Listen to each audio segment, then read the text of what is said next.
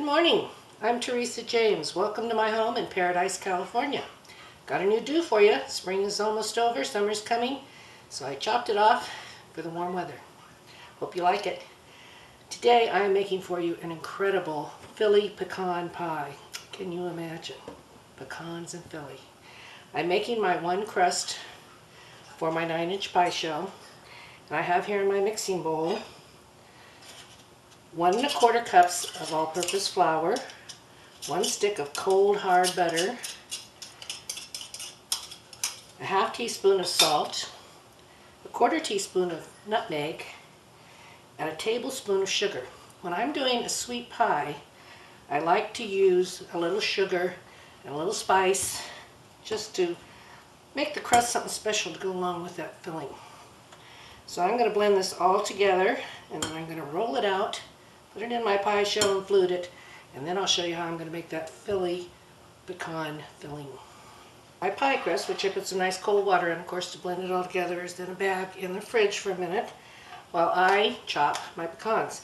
Now, I like my pecans chopped a little bit so that they are easier to eat, I think. I do, however, leave about 1/2 cup of these beautiful whole ones to put on the top. 2 1/2 cups. Normally you would use 3 cups of the whole, but since I'm chopping them, I'm going to do 2 1/2, and then the 1/2 cup reserved for the pretty ones on top. So I'm going to continue to do that. Okay, now I have rolled out my pie dough on my floured cloth. I'm putting it into a 9-inch pie shell. And just make sure you get that way down there in the bottom. Then I like to take my kitchen scissors and a fork, and I like to go around and just gently prick that a few times on the bottom so that you don't get any bubbles. Then I take my handy dandy kitchen scissors and I trim this apron off of the pie, just leaving a little bit there so that I can go around and flute my pie crust. I did a dish early on in the side dish, well, round 2 side dish, called cauliflower pots. I hope you all look at that. That had a pie crust, and I was fluting it in little tiny ramekins. But I was talking about how I love to flute the crust. I think it makes a pretty pie. I like making my own pie crust. Comes out pretty good every time because I use real butter. So I use the 3-finger method. Put 2 fingers down and pull the crust through the center. And it makes a nice, pretty edge. My mom always made them this way. She loved making pies. Thanksgiving we would have probably 6 different pies.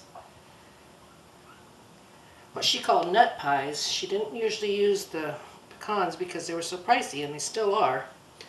She would use chopped walnuts, and she would use condensed milk in her pie so to have creamy consistency. She never thought of all about using Philadelphia cream cheese. Wow, way back then, if we'd have learned that, that would have been wonderful. But that's what I'm doing today. So that is a beautiful pie shell. It's kind of brown, looks kind of like whole wheat, but it's not. That's just because of the nutmeg in there. Okay, I just get going in the kitchen, and I forget I'm supposed to be doing this for y'all. So I have in here 1 1/2 cups of packed brown sugar and a 1/2 cup of melted unsalted butter. To that, I'm going to add 4 sloppy beaten eggs. Broke those in there one at a time to make sure they were all good. Now it says 1 to 2 teaspoons of vanilla in my mama's pie, and there's nothing better than vanilla. So we're going to go with the larger amount, of course. The 2 teaspoons. To that, we're going to add a cup of Caro sugar, the dark Caro sugar. Let's get a little spatula and get all that goodness out of there. Oh, I cannot wait for this to come out of the oven. It is going to be wonderful.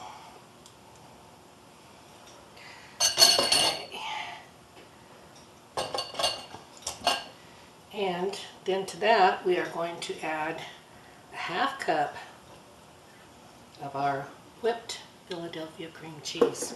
Oh, wow. this going to be good. And I'm just going to whisk that around, incorporate all that cheese, egg, brown sugar, Caro syrup, vanilla, all the good stuff in here. And again, that's unsalted butter. There's no salt added to the mixture inside because you have the cream cheese, which has some salt in it already. So I'm just going to whip that all around. Of course, I got a big old spot of water on me. That's the way I cook. I don't get myself dirty. I don't feel like I did a good job in the kitchen. Okay. Got that whipped around pretty good. Well, get that out there and do a couple more. Got caught up in the blender. Okay, let's just stick that in there. Stay. Then to this, here goes our pecans. 2½ cups of rough chopped pecans. Grab another spatula, a little bit bigger one. Just stir those all around in that goodness. And it is that quick and simple and ready to go into this prepared pie shell. Just hope it all fits. Don't want it spilling over, but in case you should do that in the oven, I am going to put it on a cookie sheet. Okay, the pie is out of the oven. I just have to show you this beautiful thing as it's cooling down here. I put those whole pecans on top. I actually looked up my mother's recipe. I said 325 for the oven. It was supposed to be 350. So I had to cook this a little longer. This took me an hour to cook. But I truly believe if you set your oven at the proper temperature, 350, you could cook this off in 40 minutes, 5 minutes prep time. And then a little cool down time, it could all be done in the hour. Because most of us... Okay, I'll tell you, this is none too pretty because I didn't cook it at the right temperature. Like I said, should have been 350. So it didn't set up quite as it should. But it sure tastes good. It's got that real creaminess to it because of that Philadelphia cream cheese. It's not a translucent pie, it's more of a milky pie. And I took some chocolate chips and a little pat of butter and put them in the microwave and then drizzled the dark chocolate over this. Oh, is that ever yummy. Probably be disqualified because of the cooking, but sure is good, and if you do it right, it's wonderful.